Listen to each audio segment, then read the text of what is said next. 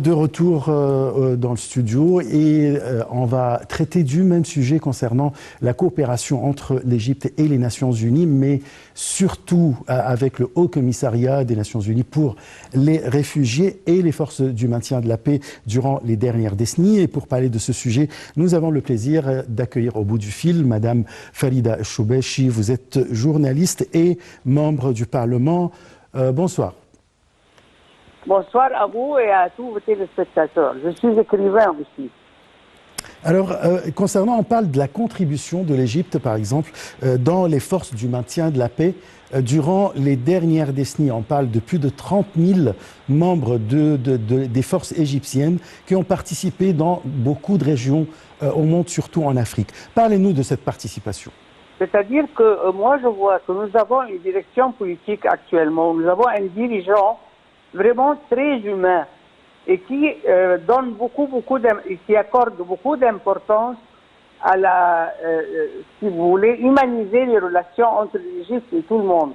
Et surtout ceux qui ont besoin. Nous avons vu dernièrement, quand il y a eu des réfugiés que lui a refusé d'appeler réfugiés, il a appelé des invités, les Soudanais, comment l'Égypte les a traités et comment il y a eu aussi vraiment un grand salut à l'Égypte de l'Organisation internationale de la santé qui a confirmé que l'Égypte, en traitant les réfugiés malades, elle les a traités gratuitement et tout à fait comme les Égyptiens.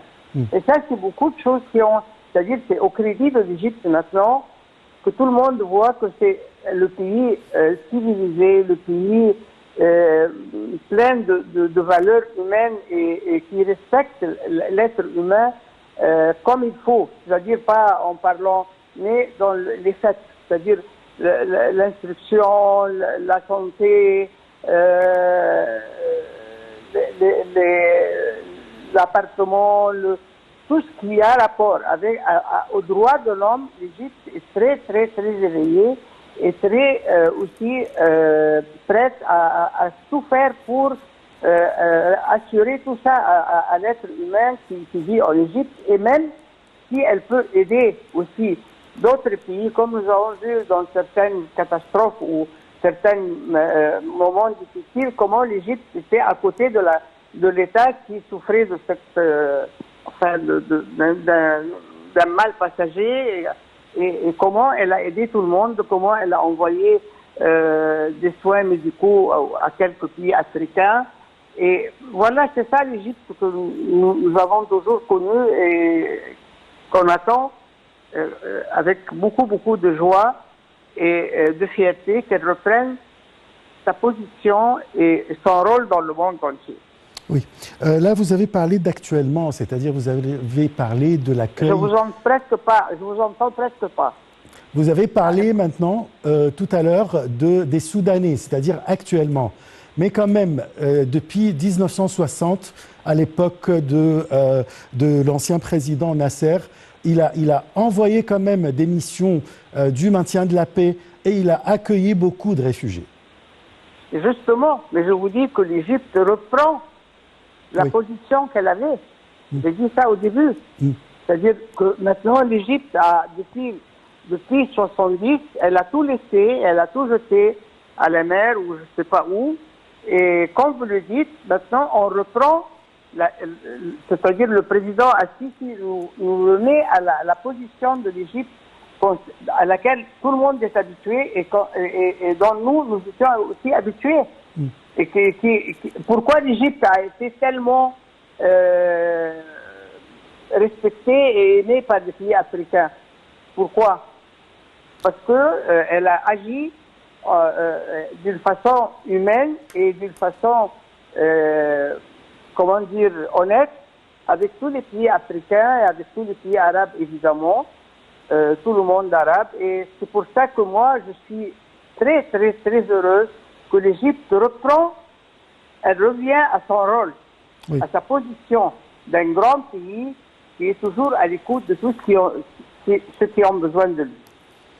Alors, l'Égypte maintient de très bonnes relations avec les Nations Unies depuis sa création en 1945. Et parlez-nous de la politique égyptienne qui va de pair avec la Charte des Nations Unies. Quel quoi? Je n'ai pas compris la dernière phrase. La Charte des Nations Unies, l'Égypte respecte toujours la Charte des Nations Unies. Toujours. C'est un pays qui n'a jamais violé.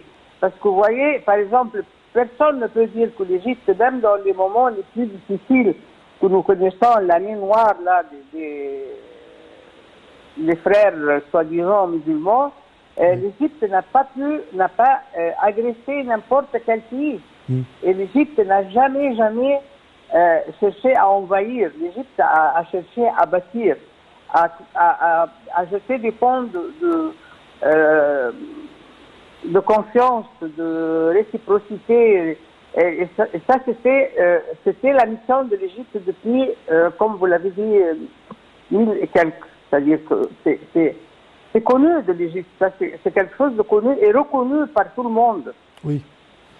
Je vous remercie beaucoup, Madame Farida Choubeche. Je rappelle que vous êtes journaliste et membre du Parlement, ou bien député au Parlement égyptien actuel. On a parlé soit Madame Farida Choubeche ou bien Monsieur ou le docteur Moustapha Tammem. On a parlé de la coopération de l'Égypte avec le Haut Commissariat des Nations Unies pour les réfugiés et l'accueil des plusieurs nationalités, soit maintenant, soit à partir de 1960, à l'époque de l'ancien président Nasser. On se retrouve après une petite pause.